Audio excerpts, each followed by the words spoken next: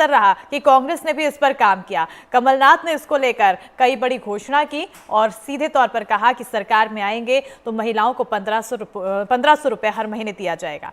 और अब अपनी इस रिपोर्ट पर हम बात भी कमलनाथ की ही करेंगे, कैसे उनके सियासी सफर को आगे बढ़ता रहा, चलता रहा, जो उत्तर प्रदेश के कानपुर से आकर मध्य प्रदेश की राजनीति के केंद्र बिंदु बन गए। ये रिपोर्ट देखिए।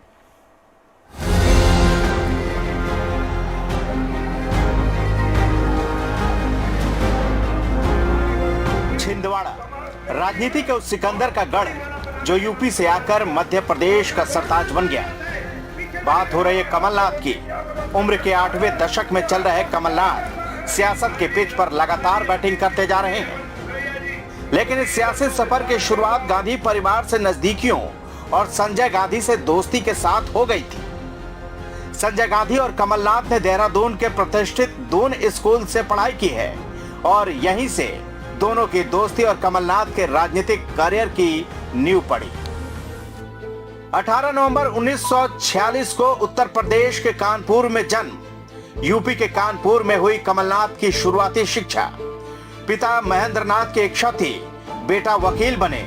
कमलनाथ देहरादून स्थित दून स्कूल के छात्र रहे। दून स्कूल में पढ़ाई के दौरान संजय गांधी से दोस्ती। कोलकाता यूनिवर्सिटी के सेंट जेवियर कॉलेज से बीकॉम की। 27 जनवरी 1973 को कमलनाथ ने अलकानाथ से शादी की। संजय गांधी और कमलनाथ की दोस्ती दून स्कूल या यूनिवर्सिटी में हुई थी, जहां पर वो दोनों एक साथ रहते थे। बहुत अच्छे दोस्त थे और कमलनाथ और संजय गांधी की दोस्ती ही उनको युवा राजनीति में लेकर आई और अब हर कोई कमलनाथ के नाम से वाकिफ है।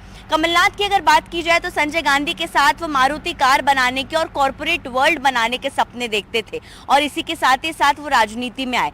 संजय गांधी और कमलनाथ की दोस्ती को इंदिरा गांधी भी लगातार देखती थी, लेकिन इमरजेंसी के बाद जब संजय गांधी गिरफ्तार हुए उसके बाद खास तौर से कमलनाथ जज से लड़े और जज से लड़ने के बाद वो सीधा पहुंचे तिहाड़ जेल। तिहाड़ जेल में उन्होंने संजय गांधी से मुलाकात की और तभी वो इंदिरा गांधी की गुड बुक्स में आ गए थे। कमलनाथ ने महज 22 साल की उम्र में कांग्रेस का हाथ थाम लिया। कांग्रेस की सियासत और नेहरू परिवार में कमलनाथ की हैसियत का अंदाजा इसी से लगाया जा सकता है कि सियासी गलियारों में एक बात खूब सुर्खियां बटोर रही थी कि इंदिरा गांधी के दो हाथ, संजय गांधी और कमलनाथ। खास बात यह भी है कि इंदिरा गांधी कमलनाथ को तीसरा बेटा बताती थी। साल 1979 में छिंदवाड़ा में एक चुनावी सभा को संबोधित करते हुए तत्कालीन प्रधानमंत्री इंदिरा गांधी ने कमलनाथ की तरफ इशारा करते हुए कहा था कि ये सिर्फ कांग्रेस के नेता नहीं हैं, राजीव गांधी और संजय गांधी के बाद मेरे तीसरे बेटे हैं, कृपया उन्हें वोट दीजिए। 1980 में उनको छिंदवाड़ा से टिकट दिया गया और उनका प्रचार करने के लिए जब इंदिरा गांधी आई तो उन्होंने ये तक कह दिया कि आप ये सोचकर वोट मत दीजिए कि आप कमलनाथ को वोट दे रहे हैं, आप ये सोचकर वोट दीजिए कि आप इंदिरा गांधी के तीसरे बेटे को वोट दे रहे हैं। लोग तो ये भी कहना शुरू कर चुके थे कि वो इंदिरा गांधी के तीसरे बेटे तो माने ही जाते हैं, लेकिन इंदिरा गांधी के दो हाथ, एक संजय गांधी तो दूसरा कमलनाथ। 1979 में कमलनाथ पहली बार छिंदवाड़ा के सांसद चुने गए थे और उसके बाद से उन्होंने 9 बार यहां से संसद तक का सफर तय किया। छिंदवाड़ा से पहला चुनाव जीतने के बाद कमलनाथ ने पीछे मुड़कर नहीं देखा। 1979 में पहली बार छिंदवाड़ा से सांसद चुने गए। 1984, 1990, 1991 में लगातार सांसद रहे कमलनाथ। 1998, 1999, 2004, 2009 और 2014 में लगातार जीते। 1991 से 1994 तक केंद्र में वन और पर्यावरण मंत्री रहे। 1995 से 1996 तक कमलनाथ केंद्रीय कपड़ा मंत्री रहे।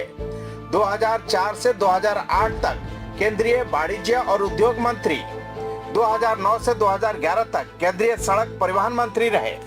2012 से 2014 तक शहरी विकास और संसदीय कार्य मंत्री रहे। 2018 में कमलनाथ को मध्य प्रदेश का मुख्यमंत्री चुना गया।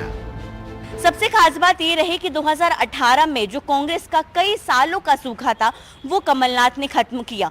आखिरी समय तक काफी ज्यादा जोर आजमाइशें लगाते रहे तमाम कांग्रेस के बड़े नेता कि आखिर मुख्यमंत्री किसको बनाया जाए, कमलनाथ को या फिर सिंधिया को। लेकिन आखिरकार देर रात नाम पर मुहर लगी और वो थे 9 बार के सांसद पूर्व सीएम कमलनाथ। साल 2018 में हुए मध्य प्रदेश चुनाव में कांग्रेस पूरी ताकत के साथ चुनाव लड़ी। पार्टी को लीड करने की जिम्मेदारी कमलनाथ के कंधों पर थी। चुनाव में कांग्रेस ने 15 साल बाद एमपी के सत्ता में वापसी की और अब बारी थी सीएम घोषित करने की। सीएम पद की रेस में कमलनाथ और ज्योतिरादित्य सिंधिया का नाम टॉप पर था।